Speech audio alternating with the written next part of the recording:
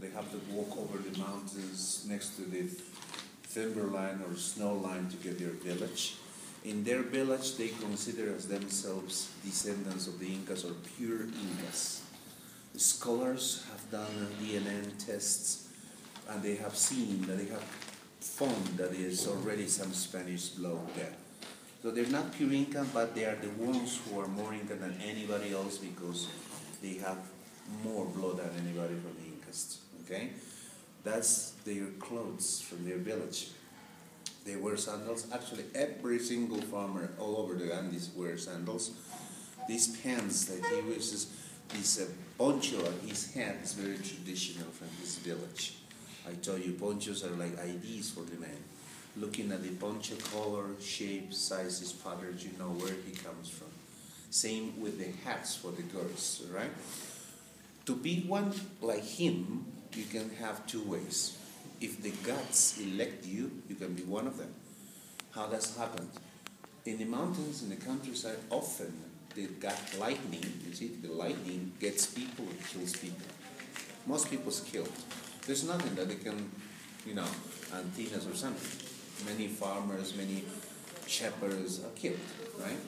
If doesn't kill you, many people's unconscious, many people never wake up.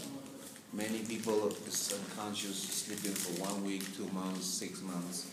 And if that happens, you wake up after 4, 6 months, that's the time the knowledge gets into you, and you have some extra sensitivity.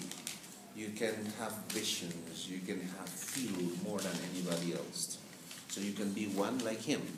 You learn about that, you got the knowledge, and you start practicing this. That sometimes happens.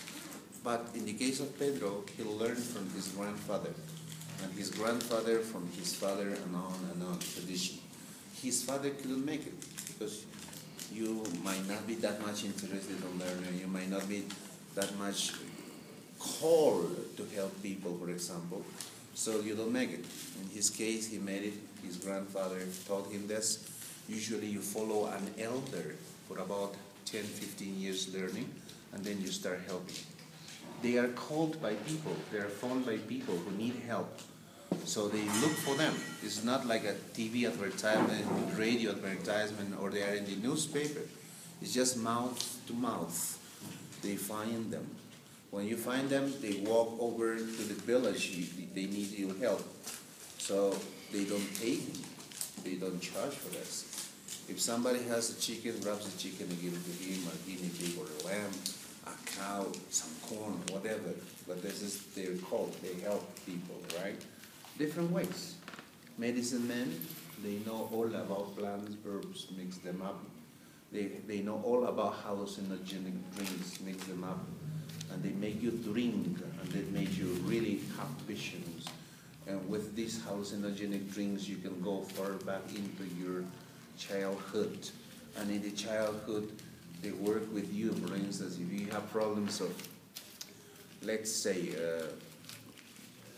we can say about alcoholism, drug addiction, or something that started because there is something in the childhood that happened.